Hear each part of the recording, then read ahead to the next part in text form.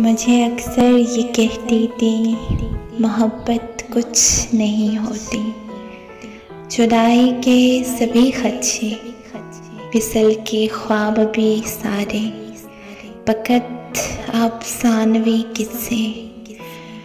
कोई सूरत निगाहों में कहाँ दिन रात रहती है। उसे क्यों खामोशी कहिए कि जिसमें बात रहती है। ये आंसू बेजुबां आंसू भला क्या बोल सकते हैं। कहाँ दिल में किसी की याद से तूफान उठते हैं। कहाँ पलकों के साए में नमी दिन रात रहती है।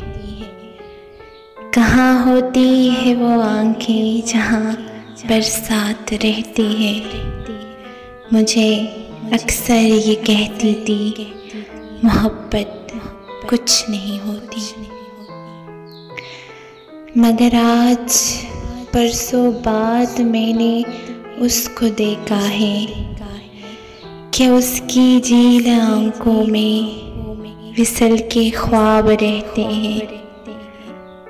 वहाँ पर हिज्र का डर है, वहाँ बरसात रहती है। यूँ लगता है कहीं रातों से वो सोई नहीं शायद। यूँ लगता है किसी की याद अब दिन रात रहती है। और उसकी नर्म पलकों के हंसी साए भी गीले हैं।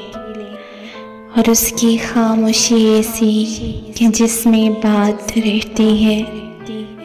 मुझे अब वो नहीं कहती, मुझे अब वो नहीं कहती मोहब्बत कुछ नहीं होती। कि अब शायद मोहब्बत की वो सब रमज़ें समझती है।